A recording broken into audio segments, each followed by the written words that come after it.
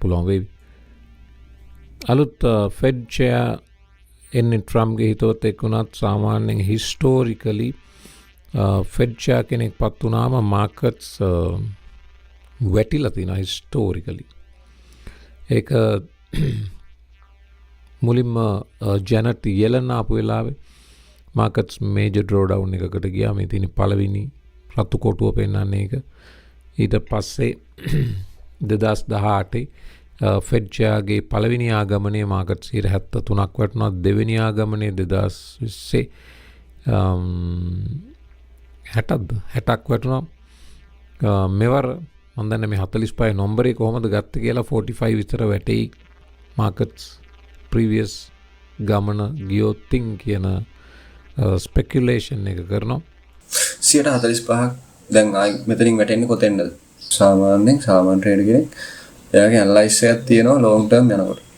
Right. එයා පාවිච්චි කරන එයා යූස් කරන ස්ට්‍රැටජි එකක් එයාගේ ඇනලයිස් මෙතඩ් එකක් යනවා. එතකොට අපි බලමු දැන් මගේ ඇනලයිස් මෙතඩ් එකට අනුව බිට්කොයින් තියෙන්නේ මොන වගේ තත්ත්වයකද ඉදිරියේදී මොන වගේ තත්ත්වයකටපත් වෙන්න පුළුවන්ද කියන එක සම්බන්ධව.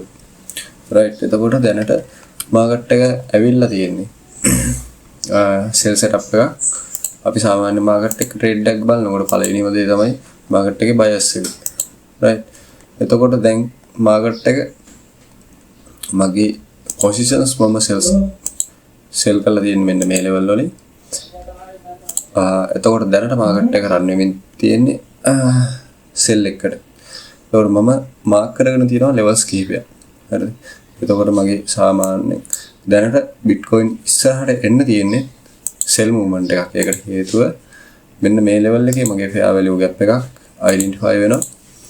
එතකොට මෙතනින් මාකට් එක රිවර්ස් එකක් බොහෝ දුරට තියෙන්න ඕනේ. හැබැයි මම මේකේ ස්කැල්ප් ට්‍රේඩර් කෙනෙක් විදිහට මම පොඩි බයි එන්ට්‍රි එකකට සෙටප් වෙලා තියෙනවා. බලමු දැන් 145ක් කොහොමද මාකට් එක තව ඩ්‍රොප් වෙන්න තියෙන්නේ. මාකට් එක දැනට ඩ්‍රොප් වෙලා තියෙනවා 152ක්. එතකොට මාකට් එක එන්න තියෙන්නේ මෙන්න මේ ලෙවල් එකට 172ක්. එතකොට මේ ඒරියා එකත් එක්ක මාකට් එක පොසිබල් දැන්ට වැටලා තියෙන ප්‍රමාණයෙන් තව 143ක් වැටෙන්න.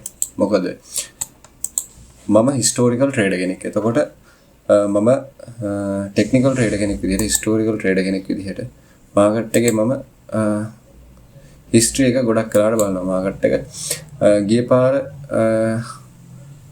බෙයා මූව්මන්ට් එකේදී ඇවිල්ලා තියෙනවා 177ක්. රයිට්. එතකොට මම ඒ කාරණාත් සම්බන්ධ කරගෙන තමයි මාකට් එක තව මෙතනින් 143ක් මෙන්න මේ ලෙවල් එකට එන්න පුළුවන් කියලා කියන්නේ. එතකොට මගේ මේ ලෙවල්ස් මොනවාද? රයිට්. මම ඒකත් ඔයාලට පෙන්නන්නම්. මම 1 month chart එක දාගෙන ඔයාලට පෙන්නන්නම්.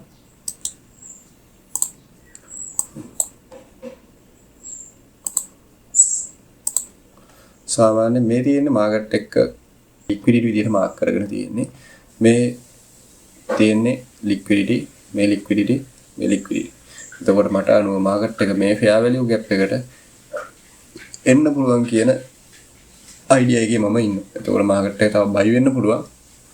මෙන්න මේ ලෙවල් එකට වෙනවා. එතකොට මම ටෙක්නිකල් පාර්ට් එකට SMC, ICT, ලික්විඩිටි ගොඩාක් දේවල් ඉගෙනගෙන තියෙනවා. එතකොට මම ඒවට අර හුරු වෙලා තියෙන වචනවල මික්ස් එකක් තමයි මේ ට්‍රේඩින් ජර්නි එකේදී ඔයාලට බලාපොරොත්තු වෙන්න වෙන්නේ. හරි. ඒකවල ජයන්ත් උක්කත් මහත්තයා කියපු විදිහට මහත්තයා දන්නේ නැති දේ තමයි 145 කියන්නේ මෙන්න මේ ලෙවල් එක. ඒ කන්ටෙන්ට් ක්‍රියේටර් මේ වීඩියෝ එක දාලා තියෙනවා X එකේ. ඒක එතකොට ජයන්ත් උක්කත් මහත්තයාගේ channel එකෙන් තමයි මම දැක්කේ. මම ගොඩාක් ට්‍රේඩ් අයිඩියාස් එයාගෙන් එකතු කරගන්නවා. එයා සුපි ට්‍රේඩර් කෙනෙක්. යන් ජෙනරේෂන් එකේ ට්‍රේඩර්ස්ලාට ෆලෝ කරන්න හොඳ කෙනෙක්. මොකද එයාට ඇත්තටම එයා ලොකු කාලයක් ට්‍රේඩ් කරපු මේ ට්‍රේඩින් ජර්නි එක ASCII ගොඩක් අත්දැකීම් බහුල පුද්ගලයෙක් විදිහට මම එයාව දකිනවා. රයිට්. එතකොට මම කවුද කියන එක අපි ඊළඟ වීඩියෝ එකකින් කතා කරමු.